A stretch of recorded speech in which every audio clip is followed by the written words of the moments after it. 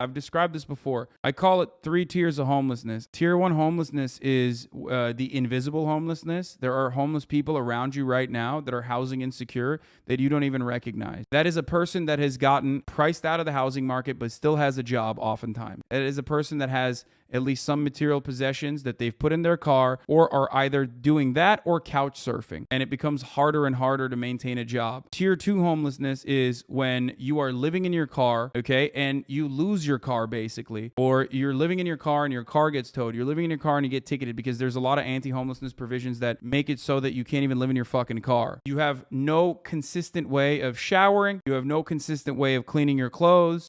It becomes increasingly harder and harder for you to keep a job. You have no address. Sometimes you might not even have a bank account. You've been priced out of the housing market and now you have no means of recovery. And then you arrive at tier 3 homelessness, which oftentimes is when you've been living as a homeless person, as a houseless person for an extended period of time, start doing drugs in order to self-medicate, to basically, cope with the reality that you have been served. And ultimately, throughout the different years of living through homelessness, you no longer have a method of dealing with it. Your brain starts fucking frying. You have trauma. Because when you're tier 2 homeless, or even tier 1 homeless, or definitely in tier 3 homelessness, you're constantly getting assaulted. You're getting assaulted by the conditions of nature. You're constantly being assaulted by other people, whether it be other homeless people or other non-homeless people that are fucking beating the shit out of you, stealing your shit. This happens inside of shelters even more frequently. Part of the reason why shelters are not an adequate solution. Once you're on the 3rd tier of homelessness, that is the type of homeless person that you regularly see in public and have negative experiences with, negative associations with. That's the